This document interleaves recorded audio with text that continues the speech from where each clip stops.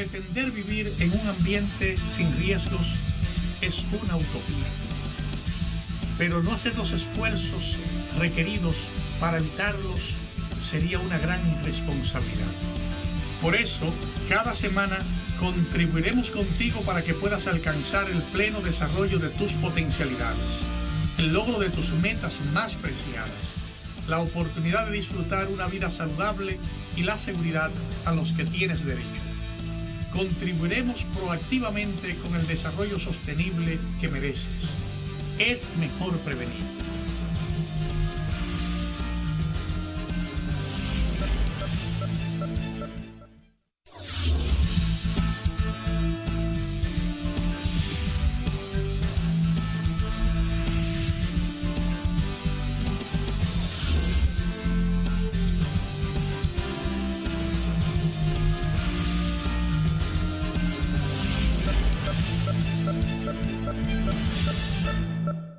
Saludos amigos de la Utopía, bienvenidos. Hoy, como cada semana con ustedes acá, pasando revista a los eventos más importantes que más han incidido o pueden incidir en la vida, en la salud, en el bienestar o en el desarrollo, ¿por qué no?, de todos y cada uno de nosotros, y que revisamos desde el enfoque proactivo necesario que nos permita reducir los riesgos, que nos permita ver las lecciones aprendidas de otros o las nuestras y aplicar las mejores prácticas posibles. Un tema recurrente en el escenario nacional sigue siendo la incidencia del brote del COVID, con menor incidencia pero latente todavía, y que hemos planteado algunas recomendaciones en entregas anteriores. Vamos a insistir con el tema de la institucionalización del país. No tenemos que hablar ni siquiera de sino del país como un prerequisito para poder avanzar y en la sostenibilidad de nuestro desarrollo. Vamos a conversar de manera amplia en las diferentes vertientes a la luz de los eventos que se ven en el día a día, en el tema de riesgos, en temas de salud, en temas de desarrollo, en temas de medio de vidas, en temas de desarrollo sostenible, en temas medioambientales. O sea, en diferentes facetas vamos a pasar revista al escenario que tenemos y cómo podemos mejorar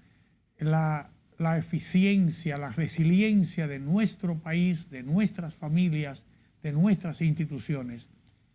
para que podamos seguir construyendo el desarrollo integral de manera sostenible, como merecemos, como queremos, pero también como tenemos derecho. No se vayan, porque en breve entramos en el contenido de esta entrega del día de hoy de la Utopía Riesgos Cero.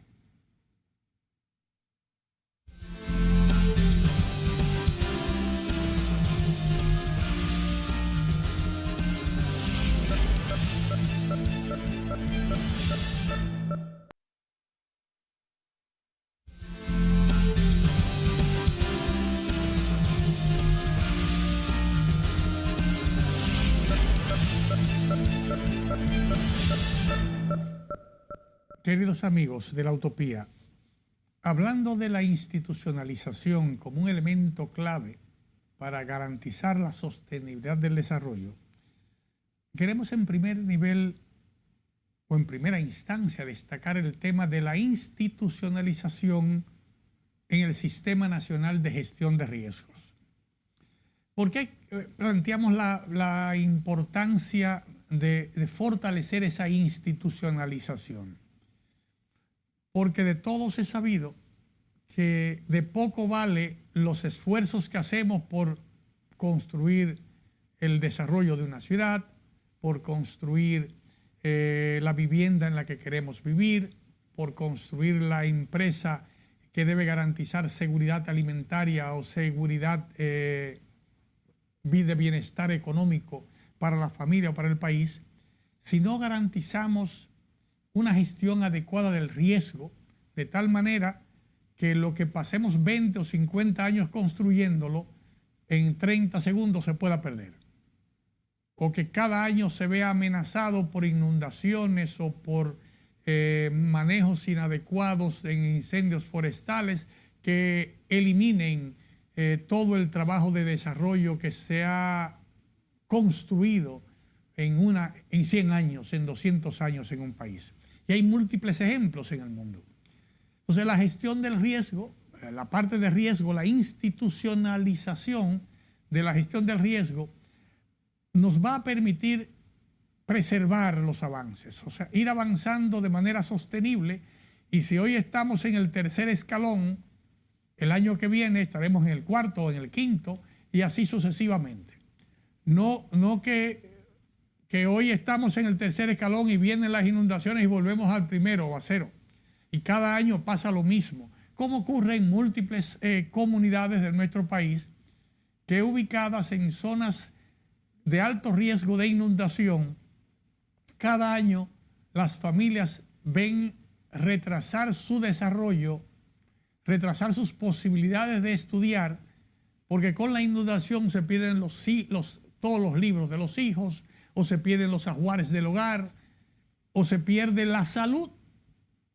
Entonces, el tema de gestión de riesgo es un tema que tiene que fortalecer su institucionalización. Y el primer elemento que debemos revisar es que la gestión del riesgo no es un tema del gobierno central exclusivo, es una responsabilidad su implementación del gobierno central, pero no es un tema del gobierno central, ni un tema del gobierno municipal, ni un tema del ciudadano común, ni un tema del empresario. Es algo más sencillo que eso. Es un tema de todos, de todos. O sea, solamente es posible garantizar una gestión proactiva del riesgo si todos los actores involucrados en la situación de riesgo, sujetos de vulnerabilidad, sujetos de capacidad o sujetos de fortalecimiento, de resiliencia, todo el que tenga algo que ver o para aportar o para evitar, es parte de la solución que tiene que implementarse. Y cosas de la vida, fíjese que aunque es lo que menos cuesta, es lo más importante. O sea, el fortalecimiento de la capacidad de las familias, de los individuos, algo que se puede lograr con una transferencia de experiencias, con un trabajo continuo de fortalecer capacidades en temas particulares, fortalecer capacidades para reducir vulnerabilidad, para no ubicar áreas que generen afectaciones. O sea, todo ese proceso cuesta menos dinero, pero garantiza el 80% del trabajo de reducción de riesgo necesario, proactivo. O sea, porque si hacemos el trabajo de manera proactiva, no tenemos que salir corriendo a resolver después. No tenemos que salir corriendo a resolver regalando comida o dando zinc o dando madera o trasladando a una población de un lugar a otro. El tema de fortalecer capacidades es clave. Es imprescindible que el Sistema Nacional de Gestión de Riesgo se reencuentre con la organización de esa estructura establecida en el Sistema Nacional, que tiene en el componente de fortalecer capacidades y reducir vulnerabilidad su principal elemento. Además de eso, hay un tema de fortalecer la capacidad de respuesta institucional, hay un tema de fortalecer la capacidad de respuestas individuales, hay un tema de fortalecer la capacidad de las instituciones que tienen que responder ante las emergencias, el que va a suministrar alimentos o el que va a reparar viviendas o el que va a recuperar las vías de acceso. Todo eso, que es donde está la gran cantidad de dinero, no significa más que el 20% de la solución, que se incrementa muchísimo si no hacemos correctamente la primera parte, que es el de fortalecer capacidades y el de incorporar a los actores del sistema, los actores de la comunidad y sobre todo los actores de las poblaciones más vulnerables como actores claves en la solución del problema. Si no hacemos eso, lo otro se incrementa. Pero si hacemos eso, comenzando con el trabajo con las comunidades, que hayan brigadas equipadas y capacitadas, que haya conocimiento en la comunidad con los planes de contingencia, con los planes de prevención, con la reducción de riesgos, identificando las personas con mayor nivel de discapacidad o de limitación. O sea, una persona que tiene discapacidad auditiva no va a oír el megáfono cuando dicen que hay que evacuar. Tiene que haber entonces gente con la capacidad de identificar dónde están las personas que tienen alguna capacidad disminuida para ser ellos los responsables de hacer la evacuación en el momento oportuno. El tener equipos entrenados a nivel local cerca de donde está la problemática o donde se puede presentar la problemática es una parte clave para poder responder de manera adecuada, pero al mismo tiempo para identificar situaciones de riesgos que pueden generar problemas en los que haya que responder. Entonces reducimos en gran medida las intervenciones. Y para lograr eso, el Sistema Nacional de Gestión de Riesgo establece que hay un Comité Nacional de Gestión de Riesgos que tiene que reunirse 2 veces al año, encabezados por el señor presidente de la República y con los miembros titulares de esa, para verificar cuál es la situación de riesgos que hay en el país, cuáles son las prioridades. Es temporada ciclónica, es el tema de salud, es el tema de seguridad alimentaria, es el tema de garantía vial, o sea, el tema que fuera priorizado y que baje las instrucciones a las diferentes instituciones responsables de sectores determinados para que se impulsen las acciones que han de determinar, que sea proactivo como la ley establece, que sea proactivo, que privilegie la atención al ciudadano, nuestro sistema de gestión de riesgos. Hay tareas pendientes ahí. Desde que se promulgó la ley en el año 2002, hay tareas pendientes porque hay esfuerzos que se quedan inconclusos, que comienzan pero no llegan a la comunidad vulnerable que se requiere o llegan con algunas debilidades que se supone que las debilidades de hoy deben ser las oportunidades de fortalecer en el día de mañana. Pero tenemos tareas pendientes ahí. Ese tema de gestión de riesgos es prioritario y lo pondríamos en la utopía como una tarea de primer lugar, a enfocar de primer lugar en este momento donde estamos ya comenzando la temporada ciclónica, donde hay riesgos de deslizamientos, de inundaciones, donde hay riesgos de inseguridad alimentaria, riesgos de pandemia y otros riesgos que pudieran afectarnos. No se vayan, queridos amigos, porque en breve seguiremos hablando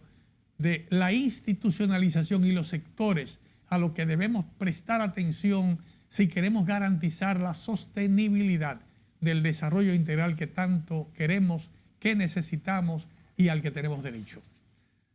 En breve con ustedes.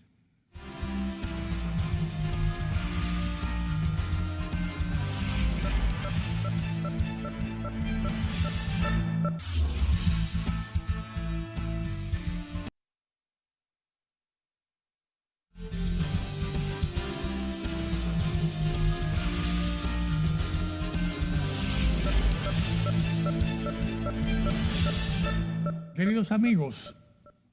hablando de institucionalidad, mencionábamos en el segmento anterior la prioridad de la gestión del riesgo adecuada de manera institucional y de tareas pendientes, y se ponía de manifiesto la importancia de la participación de la comunidad en el éxito de ese tema, que no es un tema que lo puede resolver solo el Estado. ni una institución del Estado, ni una familia en particular, ni una institución, es un tema de todos. De igual manera, queremos ver vinculado a ese tema la necesidad de fortalecer en el tema de la gestión de salud y el tema de la gestión adecuada de la seguridad como un garante de ese desarrollo que venimos construyendo, de ese desarrollo que vimos en el segmento anterior que era necesario preservar, que teníamos que evitar que un terremoto o un huracán o una inundación destruya lo que nos ha costado 100 años construir. De igual manera, debemos evitar que lo que nos ha costado 20 años, 5 años, 10 años, 70 años, 80 años, la salud de cada uno de nosotros, que significa decir la salud de todo el pueblo dominicano, una salud desde la madre gestante, tanto de la madre como de la criatura que aún no nace, o de la persona anciana que tiene cerca de 100 años y que es un patrimonio familiar porque representa todo el sacrificio de la familia para que pueda estar donde está. Necesitamos garantizar esa salud. Necesitamos que haya mecanismos de seguridad en el país que respeten esa integridad de cada uno de nosotros, que repito, cada uno de nosotros significa la seguridad de todo el país. Entonces vemos que es imprescindible en esta etapa completar el proceso de utilizar las vacunas existentes en el país para que no se pierda una sola vacuna. O sea, tenemos que sacar ya de la agenda nacional, de la prensa nacional, de la preocupación del país el COVID-19 como una preocupación prioritaria, sabiendo que eso puede ser un tema casi endémico que se quede con nosotros, pero con secuelas menores. Pero para lograr eso es imprescindible completar los ciclos de las vacunas y asumir las mejores prácticas, revisar las lecciones aprendidas de las otras etapas de la pandemia para que ese elemento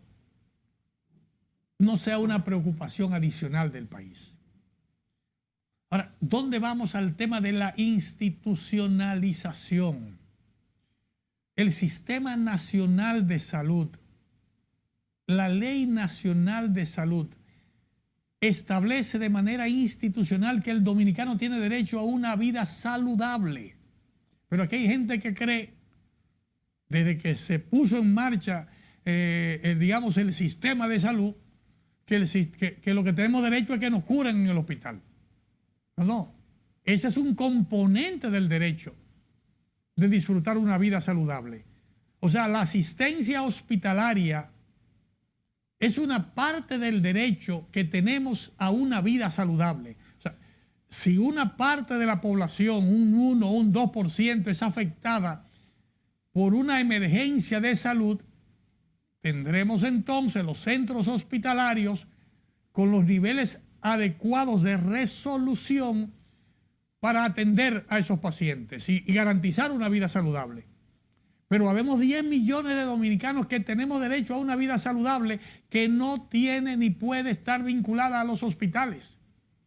Tiene que estar vinculada al esfuerzo permanente del Sistema Nacional de Salud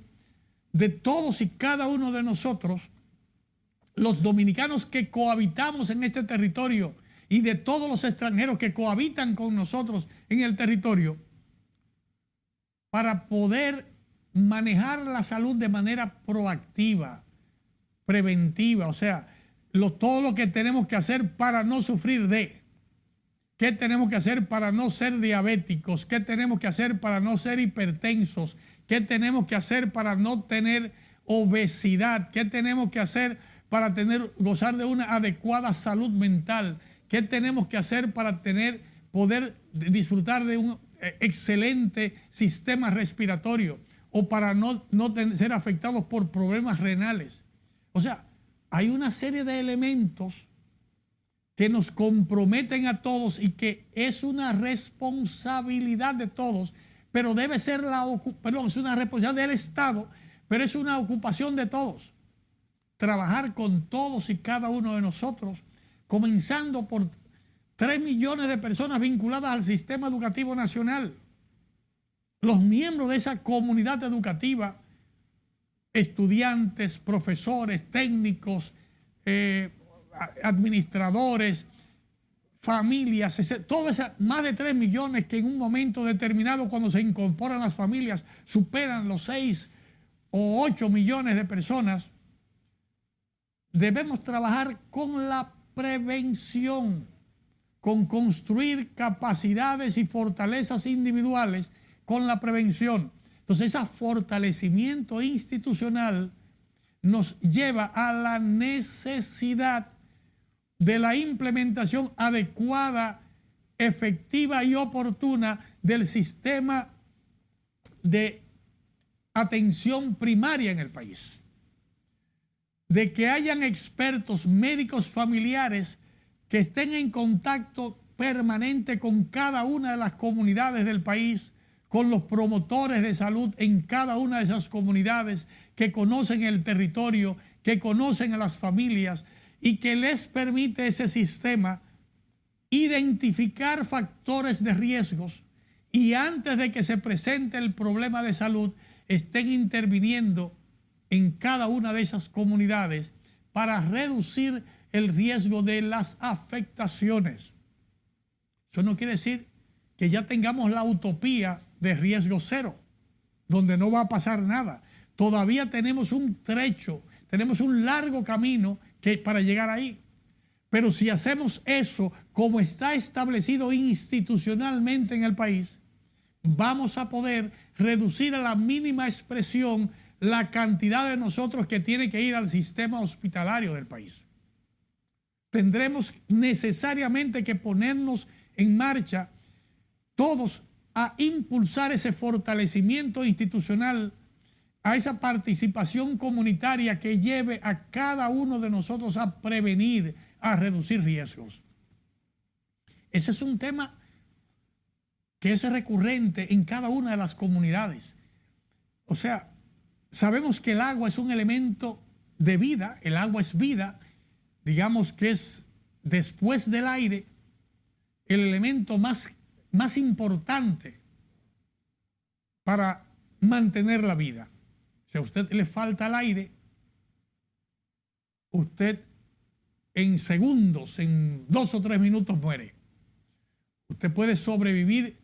si le falta el agua unas horas, un día, hasta 2 días, pero sin aire no. El aire es el primero. Entonces hay que garantizar la calidad del medio ambiental del aire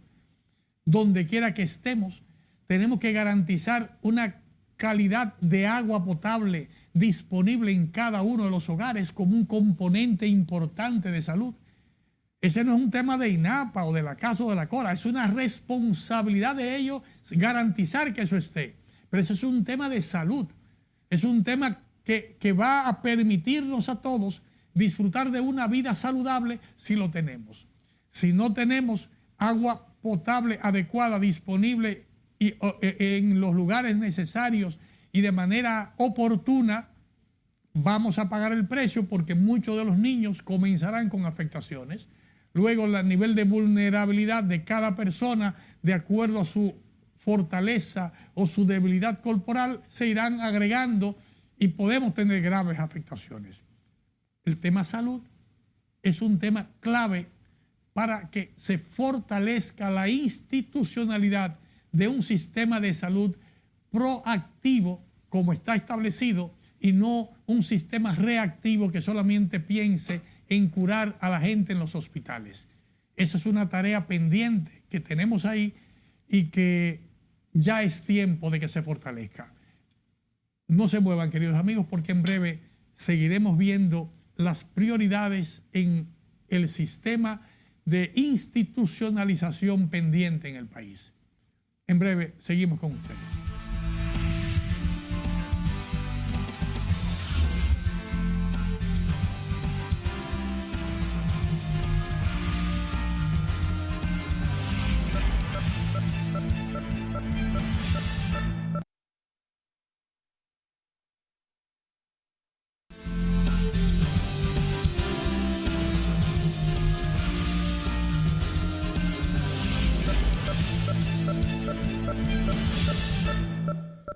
Queridos amigos, seguimos con ustedes acá en la Utopía Riesgo Cero, hoy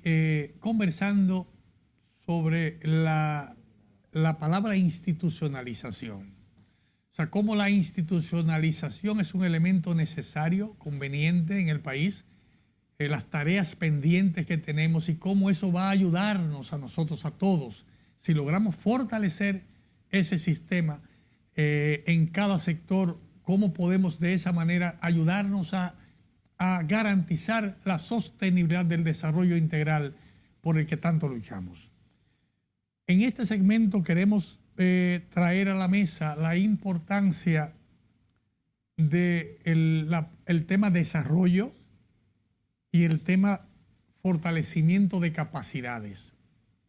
Y vuelve a ser recurrente para que podamos tener un desarrollo sostenible, para que podamos alcanzar los estándares de vida que permitan el pleno desarrollo de nuestras aptitudes y capacidades, de todos y cada uno de los miembros de las familias que habitan en nuestro territorio. Es imprescindible que se fortalezca la institucionalidad en ese tema de desarrollo. Es un tema que se entienda que hay que respetar normas y reglas de ordenamiento territorial. Es importante que tanto el gobierno central, las sectoriales del gobierno central, los gobiernos locales y las comunidades entiendan que es necesario respetar reglas de juego para que la construcción del desarrollo no genere mayor nivel de riesgo y vulnerabilidad en el país. Para poner un ejemplo, no es posible que mientras estamos luchando por reducir el nivel de vulnerabilidad y de inundaciones que hay en el país, en donde tenemos a cada momento que salir corriendo a rescatar gente que se inundan sus casas en un arroyo, en una cañada o a orillas de un río, no es posible que se permita que se sigan haciendo asentamientos en áreas inestables o en áreas inundables. Ya los técnicos han determinado que cualquier ciudad que esté en la zona costera, cualquier ciudad, la cota 5, o sea, cualquier cosa que construyamos por debajo del nivel 5 sobre el nivel del mar, es una zona de fácil inundación. Porque cuando la marea sube, en el peor de los casos, puede subir un oleaje de más de 15, 20 pies, 10 pies, 12 pies. Entonces,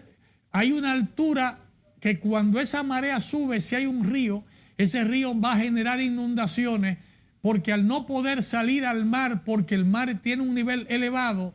va a inundar todas las viviendas en las costas. Y si hay una duda, pregúntele a toda la gente que vive en las orillas de los ríos, de aquellas ciudades cuyo río desemboca al mar. Santo Domingo,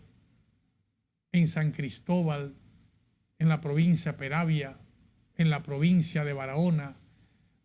en cualquier lugar en las provincias del Bajo Yuna, en cualquier lugar donde usted tiene viviendas ubicadas a orilla del río que se hicieron en un momento determinado porque un alcalde facilitó que la gente hiciera una casita ahí a la orilla del río y que usara ese cascajo, ese material que estaba en el río para vaciar la zapata, lo que hacía fácil hacer esa zapata. Pero ¿qué pasa? Al hacerla en una zona inestable, insegura, genera un nivel alto de vulnerabilidad y lo que le costó a lo mejor 20 años a esa familia para construir o hacer su casita ahí, con una inundación se fue en 30 segundos y se fue la propiedad si tuvo la suerte de que su vida no estuviera ahí en ese momento. Ese es un tema que no puede ser. Ese es un tema de ordenamiento territorial. Es un tema de desarrollo que tiene que garantizarse porque en las orillas de los ríos debemos tener grandes parques reforestados, mucha vegetación que estabilice todo ese terreno para protegerlo para esta y para todas las futuras generaciones. puede usarse en el marco de esa zona reforestada y protegida, vías de comunicación interciudades, los famosos Riverside que se usan en Estados Unidos o se usan en Europa o en países civilizados, que es proteger la orilla del río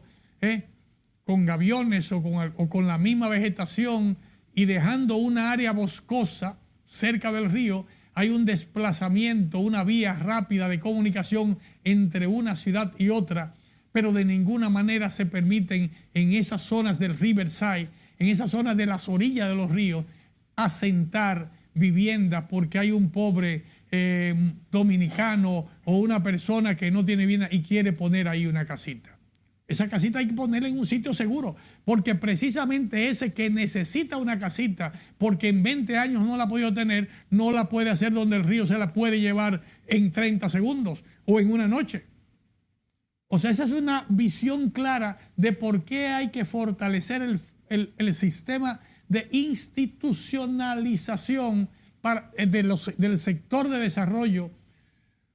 si queremos construir adecuadamente el país. Tenemos que garantizar eso. Es un tema de formación también. Es un tema de formación para que el manejo de los desechos sólidos, de los plásticos, del material no degradable, no se convierta en un obstáculo que facilite las inundaciones, que mate a nuestra naturaleza y nuestro ecosistema. Es necesario que entendamos que la formación del ciudadano va a determinar qué hacer y qué no hacer, por qué tiene que proteger las zonas costeras, las riberas de nuestros ríos. ¿Por qué tenemos que hacerlo? ¿Por qué no podemos construir viviendas en esa población? Porque toda esa zona tiene que ser una zona boscosa, un parque que comunique un sector con otro. Que en esa vía, si nosotros en esa orilla de ese río tuviéramos vías de comunicación rápida, digamos un Riverside en el Osama, uno en el este, otro en el oeste, un Riverside en el Jaina, un Riverside en Nigua, un Riverside en el río Nizao, o sea, en cada uno de los ríos podríamos desplazarnos rápidamente de una población a otra, de una región a otra, sin la interferencia. Y la ubicación de las poblaciones lo hacemos no de la manera insalubre como lo estamos viendo, porque ahí no tienen forma de manejar los desechos sólidos, todo eso va para el río. Ahí no tienen forma de garantizar una salud adecuada de la familia, de ahí van para el hospital. Ahí no tienen forma de garantizar la continuidad del proceso educativo, porque los libros se pierden con cada inundación y de ahí van para la calle los niños porque no van a poder continuar el proceso educativo que los incorpore a trabajos de calidad que le van a garantizar la vida que ellos necesitan. O sea, es necesario que entendamos que es la institucionalización en esa área de desarrollo la que nos va a permitir garantizar que podamos avanzar adecuadamente. No se vayan, queridos amigos, porque en breve seguimos con más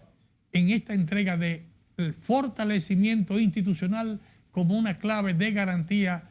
para el desarrollo sostenible que todos queremos.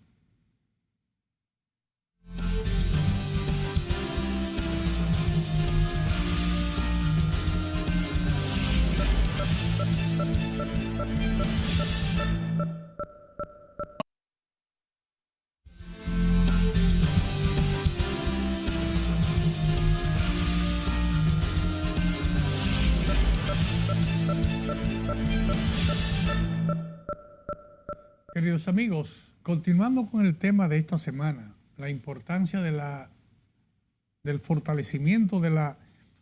institucionalización en el país como una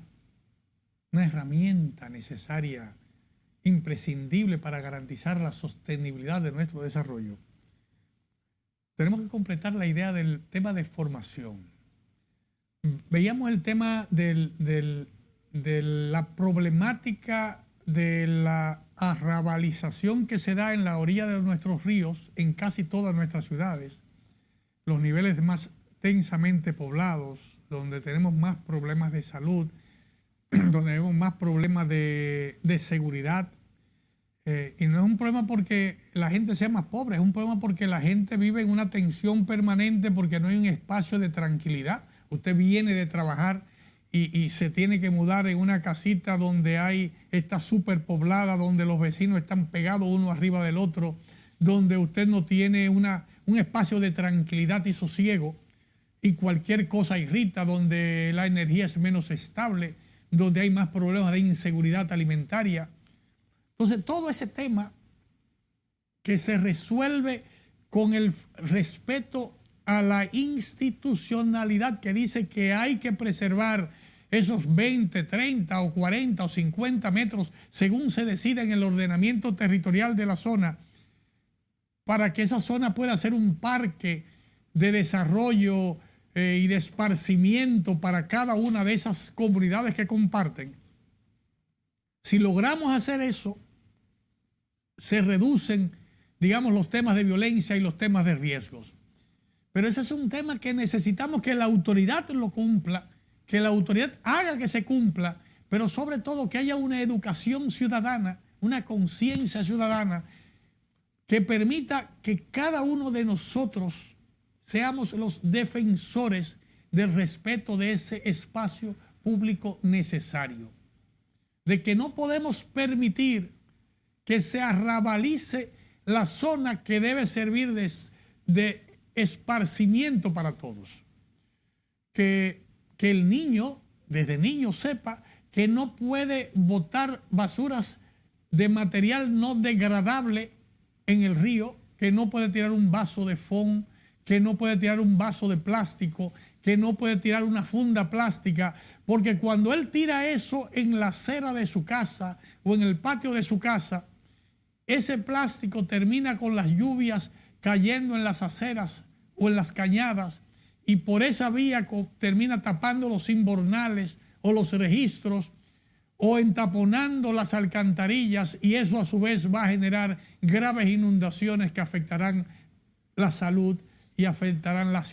seguridad de cada uno de los que están en la zona. Entonces vemos cómo está conectada el tema de la institucionalización en esas instituciones que tienen que ver con el ordenamiento territorial, con la planificación urbana, con el control del uso de los espacios públicos, con el control de las áreas medioambientales que hay que preservar en los entornos citadinos y en los entornos de todas las orillas de nuestras cuencas hidrográficas. O sea, es una tarea pendiente de todos. Y la educación, digámoslo así más claramente, de cada uno de los ciudadanos, que cada gobierno local se incorpore a esa tarea fuerte de fortalecer las capacidades locales,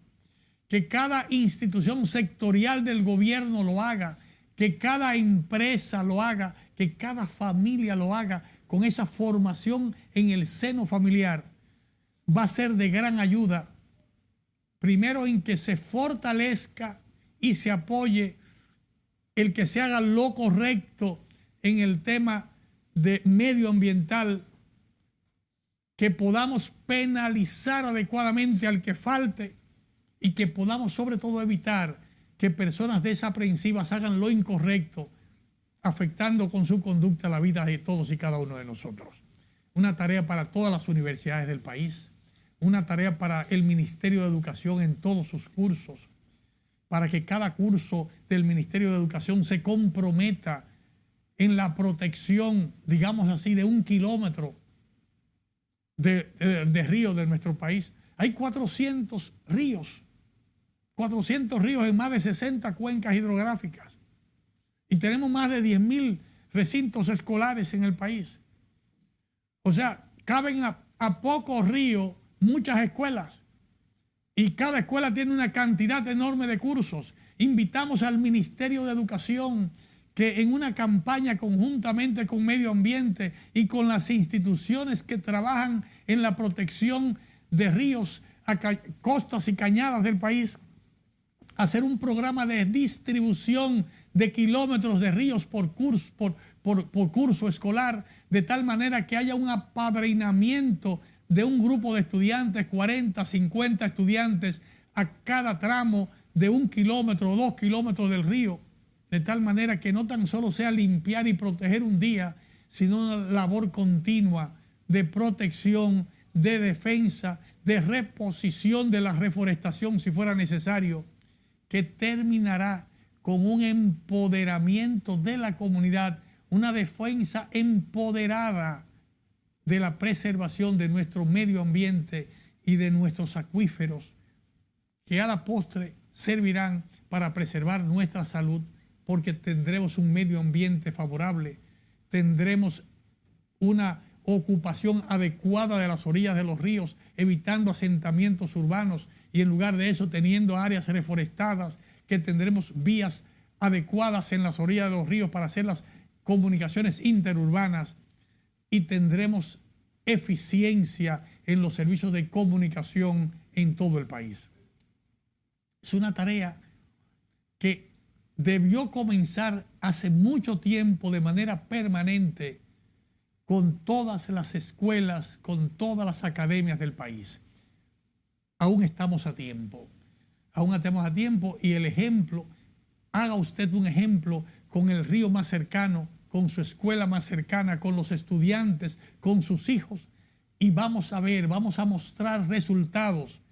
no en una operación de un día, no es que hagamos una limpieza de costas y de ríos una vez al año, es que esa debe ser una tarea permanente todos los días del año, con el acompañamiento de todas las familias, de toda la juventud, para que podamos preservar ese activo para todo el país. En ese tema debemos incidir también en la necesidad de preservar nuestras cuencas hidrográficas del país. Esas cuencas que si las reforestamos adecuadamente, si las preservamos, si evitamos que sean deforestadas en la parte alta, vamos a poder seguir avanzando en el fortalecimiento de nuestros sistemas de presas, de contraembalses, de empresas generadoras de electricidad, de hidroeléctricas, que nos permitirán energía limpia para el desarrollo, nos permitirán contar con agua almacenada disponible para el suministro de agua potable de las familias o suministro del agua para el riego de los cultivos, y con eso garantizamos también la seguridad alimentaria del país y garantizamos una vida saludable de todos y cada uno de nosotros, en cuerpo sano, mente sana. Es una tarea integral que nos debe mover a todos y cada uno de nosotros en estos momentos en la República Dominicana. No se vayan, queridos amigos, porque en breve damos el toque final a esta entrega de la importancia de la institucionalización para seguir construyendo el desarrollo que todos necesitamos.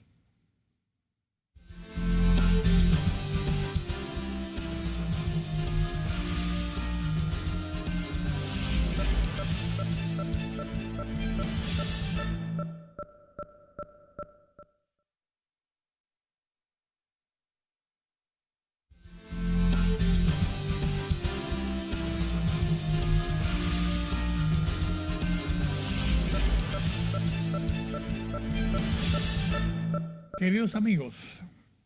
de nuevo con ustedes acá, en las entregas de los segmentos anteriores, que hemos detallado diferentes facetas de la institucionalización necesaria, donde tenemos tareas pendientes, donde debemos impulsar el trabajo, ha quedado manifiesto que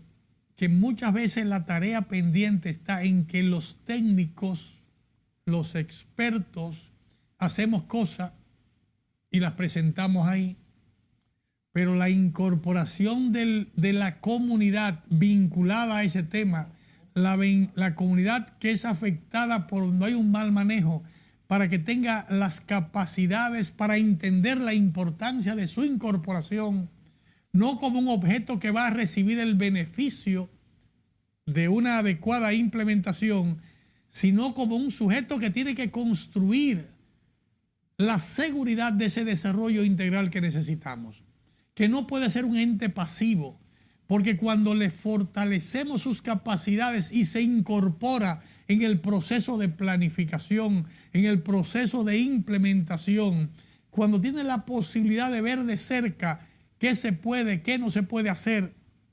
y la importancia de lo mismo, cuando logramos eso, hacemos que esa población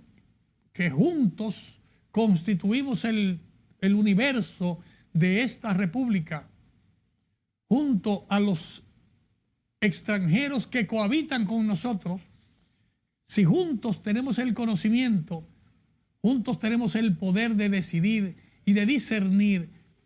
digamos, entre qué cosas se deben hacer, el por qué tiene que implementarse y complementarse una legislación determinada, por qué hay que evitar la tala indiscriminada de árboles y por qué hay que evitar el tema de la arrabalización en algunos de nuestros sectores, va a ser mucho más fácil la garantía de la sostenibilidad que poner